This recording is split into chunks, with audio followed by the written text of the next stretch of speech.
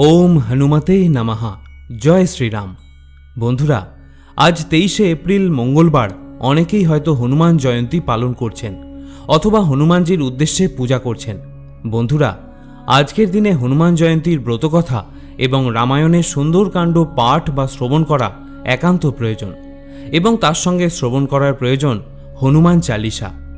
ইতিপূর্বে একটি ভিডিওর মাধ্যমে আপনাদের সামনে ব্যক্ত করেছি এই হনুমান জয়ন্তী কিভাবে পালন করতে হয়, কোন কোন উপকরণ লাগে এবং লিখিত মন্ত্রসহ বজরংবলীকে কিভাবে পুজো করতে হয়, যার লিঙ্ক এই ভিডিও শেষে দেওয়া রয়েছে। যদি প্রয়োজন বোধ হয় তাহলে অবশ্যই দেখে নেবেন।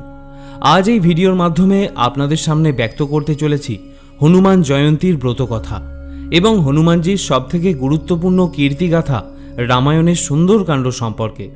আশা করব দর্শক বন্ধুরা এটি শ্রবণ করে আপনার ভালো লাগবে। শুরু করছি হনুমান জয়ন্তী ব্রতকথা। প্রিয় শ্রোতা বন্ধুরা, প্রথমেই আপনাদের বলে রাখি বজরংবলীর এই ব্রতকথা সম্পূর্ণ শ্রবণ করতে হয়, তাই আপনাদের কাছে অনুরোধ আগামী কিছু মিনিট এই ব্রতকথা শ্রবণে নিজেকে নিয়োজিত রাখুন। ওম হনুমতে নমঃ। রাজা দশরথ পুত্রেষ্টি যজ্ঞ করে অগ্নিদেবতার কাছ থেকে পেয়েছিলেন পুত্রদায়ী পায়েস, অর্থাৎ যে পায়েস খেলে পুত্র লাভ হয়। সেই পায়েসটি যখন রানী কইকেয়ী খেতে যাচ্ছেন তখন একটি শকুনি এসে সেই পায়েসটি ছিনিয়ে নিয়ে আকাশে উড়ে গেল।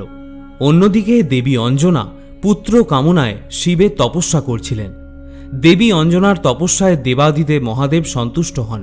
তিনি তখন দেবী অঞ্জনাকে দর্শন দিয়ে বললেন, একাদশ রুদ্রের মধ্যে একটি রুদ্র হয়ে তিনি তার গর্ভে জন্মগ্রহণ করবেন।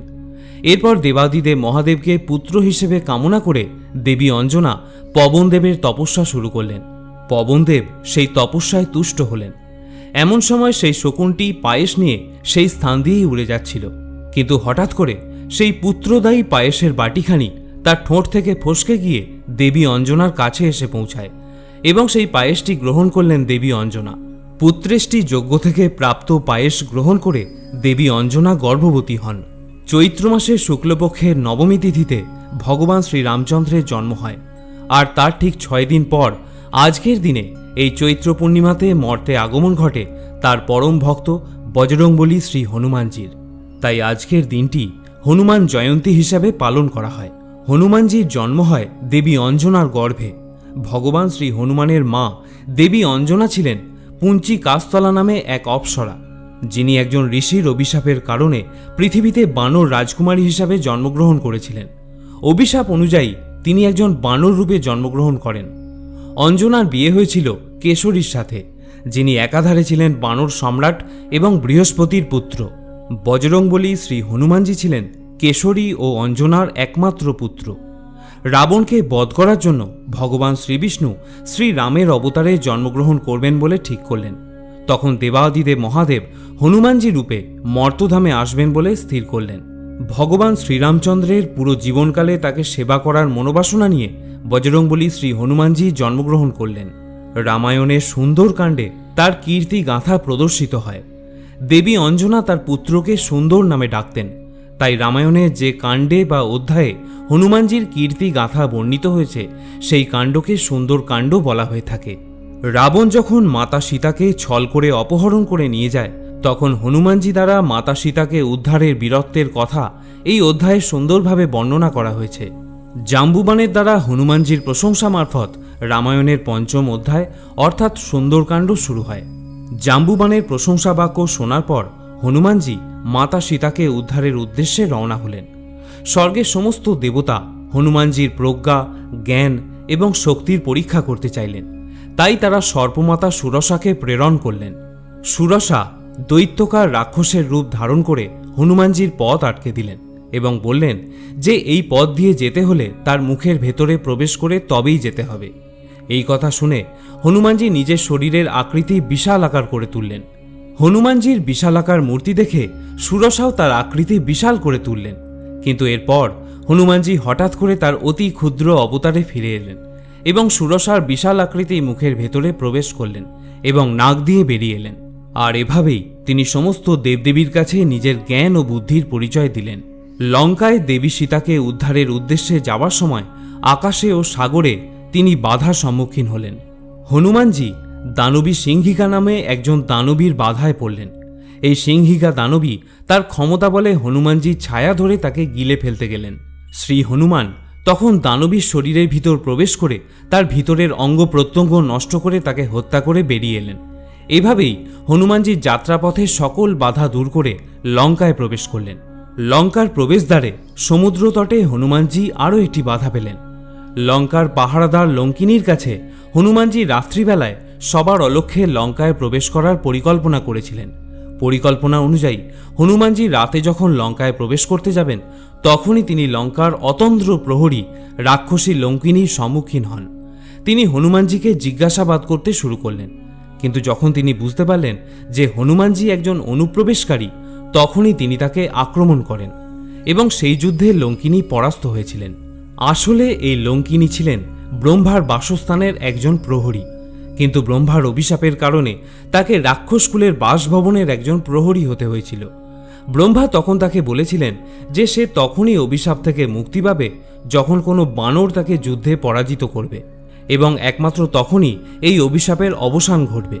কিছুক্ষণ পরে লঙ্কিনী বুঝতে পারলেন যে এই বানরটি কোনো সাধারণ বানর নয়।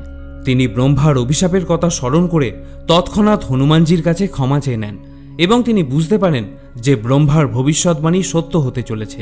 হনুমানজি এরপর সীতার অনুসন্ধান করার জন্য লঙ্কার রাজপ্রাসাদের আশেপাশে ভ্রমণ করতে লাগলেন। তখনই বিভীষণের সঙ্গে তার সাক্ষাৎ হয়ে যায়, যিনি লঙ্কার গোপন আস্তানার ব্যাপারে হনুমানজিকে অবগত করান। বিভীষণের কাছ থেকে এই তথ্য পেয়ে তিনি মাতা সীতার অনুসন্ধানের উদ্দেশ্যে অশোক বাটিকার দিকে রওনা হলেন এবং তিনি সেখানে গিয়ে দেখলেন মাতা সীতা অনেক রাক্ষসী দ্বারা পরিবেষ্টিত হয়ে বসে আছেন। একই সঙ্গে তিনি এটাও দেখলেন যে রাবণ অশোক বাটিকায় প্রবেশ করে মাতা সীতাকে ভয় দেখানোর চেষ্টা করছেন এবং তিনি জোর করে মাতা সীতাকে বিবাহ করার প্রস্তাব দিচ্ছেন, কিন্তু মাতা সীতা ঘৃণা ভরে তা প্রত্যাখ্যান করলেন। রাবণ তখন রাগান্বিত হয়ে তাকে হত্যা করতে উদ্যত হলে রাবণের স্ত্রী মন্দোদরী তাকে সেই কাজ করতে বাধা দিলেন। এই সময় ত্রিজাতা নামে এক অসুরী, যিনি সীতামাতার প্রতি সহানুভূতিশীল ছিলেন, তিনি তাকে অভয় ও উৎসাহ প্রদান করলেন। হনুমানজি শ্রীরামের একজন বার্তাবাহক হিসাবে মাতা সীতার সামনে উপস্থিত হলেন এবং প্রভু শ্রীরামের প্রতীকস্বরূপ একটি আংটি সীতামাতার সামনে উপস্থাপন করলেন। মাতা সীতা হনুমানজিকে জিজ্ঞাসা করলেন তার স্বামী প্রভু শ্রীরাম এবং তার ভ্রাতা লক্ষ্মণ কেমন আছেন। তখন হনুমানজি তাকে বললেন তারা দুজনেই শারীরিকভাবে সুস্থ আছেন, কিন্তু তাদের মনে প্রচুর দুঃখ রয়েছে। সীতার কাছ থেকে বিদায় নিয়ে যখন হনুমানজি ফিরে যাচ্ছেন, তখন মাতা সীতা সংশয় প্রকাশ করলেন যে রাবণের মতো এত শক্তিশালী একজন রাজার সাথে একজন বানর কিভাবে যুদ্ধ করতে পারে। হনুমানজি তখন তার সন্দেহ দূর করতে অতি বিশাল ও শক্তিশালী রূপে প্রকট হলেন। এরপর হনুমানজি মাতা সীতার কাছ থেকে অনুমতি নিয়ে অশোক বাটিকার ফল খেতে শুরু করলেন।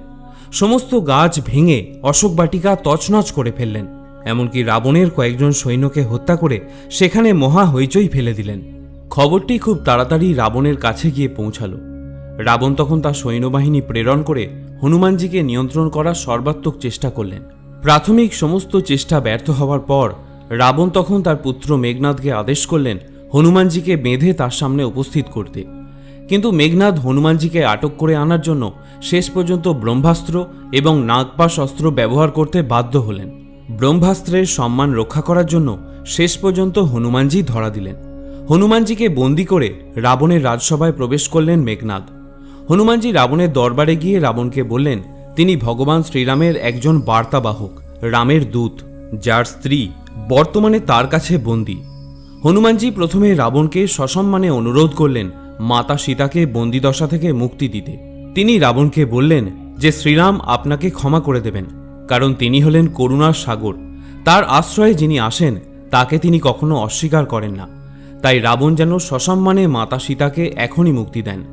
অতিরিক্ত অহংকার বোধে নিমজ্জিত রাবণ হনুমানজির এই কথা শুনে তার লেজটি আগুনে পুড়িয়ে দিতে আদেশ করলেন। রাবণ হনুমানজিকে উচিত শিক্ষা দেওয়ার জন্য এরূপ আদেশ করেছিলেন।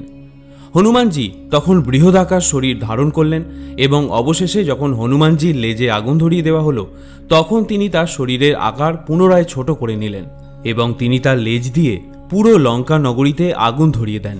এভাবেই রামায়ণের সুন্দরকাণ্ডে রাবণের স্বর্ণনগরী লঙ্কাকে দহন করলেন হনুমানজি।